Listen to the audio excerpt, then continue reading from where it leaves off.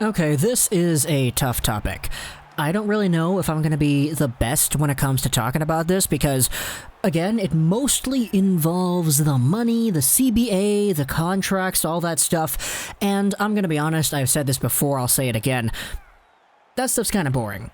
Like, straight up. Now, I don't want to use it as an excuse as to why my understanding of this stuff is so limited, but at the end of the day, I care about hockey, I care about the sport. It's just all the financial stuff with the owners and people wanting more money and the disagreements and all that, yeah, I don't really care. So yeah. But this indeed is a topic that caught my eye, and as a result, we're going to be talking about it. Because the implications behind this, plus the overall status quo of the team that is represented here, does make for a somewhat interesting story in my mind. Now, I will say, I'm recording this video on the night of Monday, December 7th at 11:48 p.m. PST. At the time of this recording, we had a whole bunch of word earlier today talking about how the NHL is closer to a potential return in the middle of January. We saw tweets from guys like Darren Dreger, Pierre LeBrun talking about how the money side of things with the CBA and all that, it has been settled. And apparently, that's kind of what we have. The CBA has been a big deal this entire time because it was only reinstated, they only agreed upon the new terms and all that stuff 4 months ago. And now, because the virus hasn't gotten any better, because we still have to quarantine, because all the social distancing rules around the world are still in place, things have been kind of modified. And of course, it comes with the territory when you have an agreement that you guys make, especially one that you just made 4 months ago that was supposed to cover the next 6 years or something worth of play, and you're asking people to change it, there are going to be people that are kind of upset.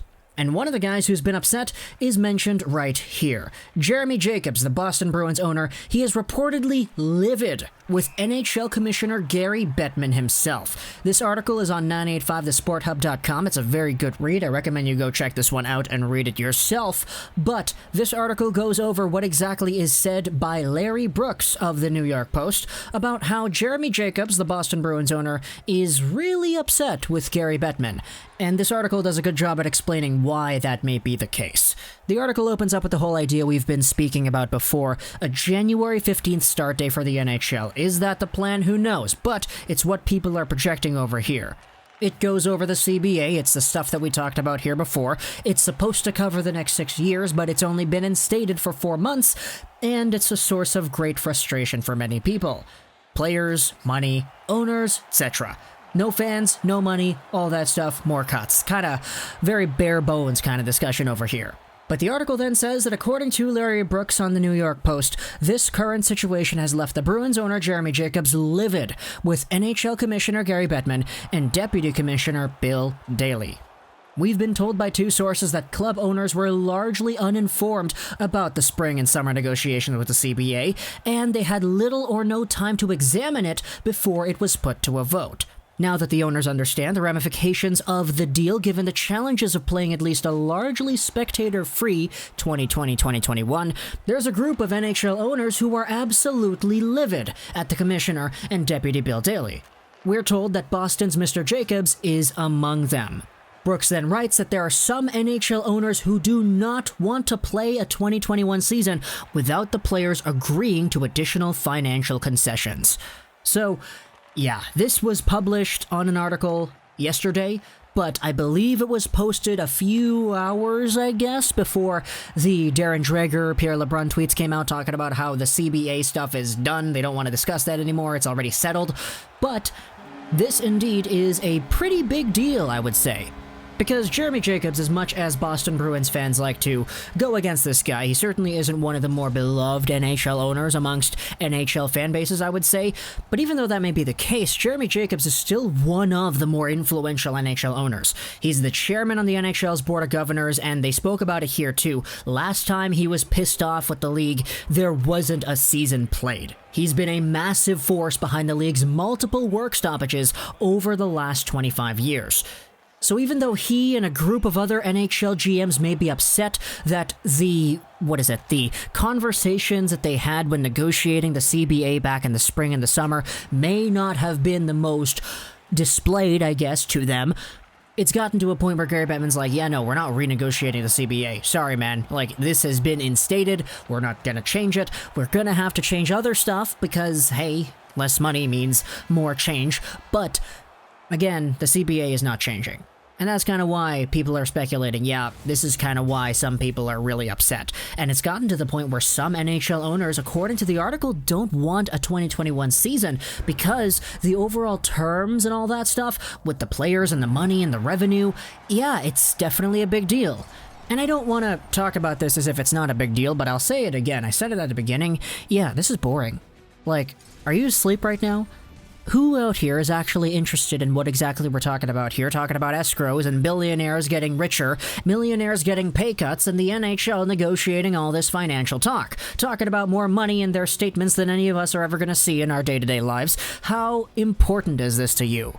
Again, it's very important technically speaking because it's the framework of the league that we love so much, but who really cares? Let's talk a little bit more about the Boston Bruins in general, though, because the Bruins, if they're in a position where their owner at the top is like, yeah, no, I don't want a season. Straight up, nah.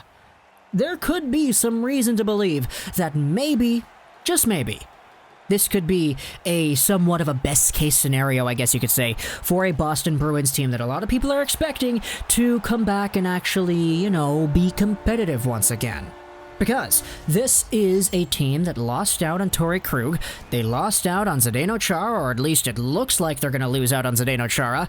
They don't have Marchand or Pasternak to start off the year, and it's just getting to a point where, since the season may only be 50-something games long, the window of opportunity for a team like Boston to come back with their guys after missing a month or whatever of playtime and start doing well again, yeah, that's a short window of opportunity, man. You guys aren't playing 82 games this year. Now you're playing like 2/3 of that. So there's a whole bunch of opportunity here for other teams to go out there and take advantage of a Boston Bruins team that will be probably missing some of those guys. We spoke about Charlie McAvoy too. He's a guy who apparently may miss some time to start off the year.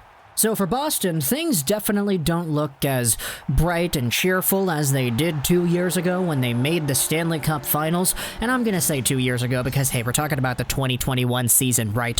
They made the Finals 2019, +2, you get it. They were at the top of the world back then.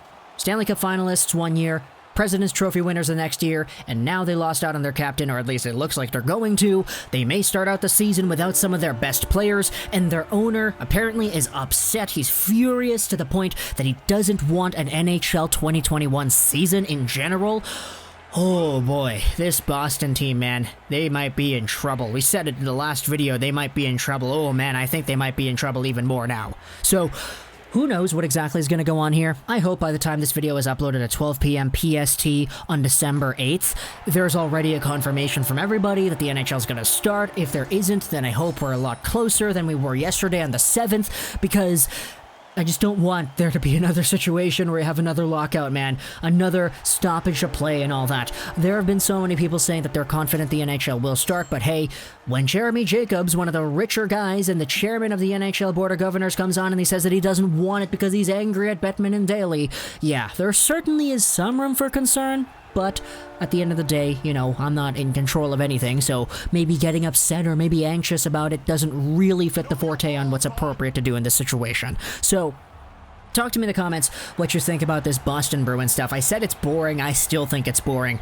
but the Bruins as a whole are in a situation that I thought was somewhat notable, which is why I decided to make this entire video here today, because even though it is boring, the contracts and CBA and money and all that stuff, escrow, players, owners, GMs, Bill Daly and Gary Bettman, even though that stuff's all really boring to me, it does kind of tie in to a bigger idea I wanted to illustrate here when it comes to the Boston Bruins. So talk to me in the comments what you think about all this stuff, the Bruins, their situation, the money, etc. I hope you enjoyed this video. That Trolls 99, and bye.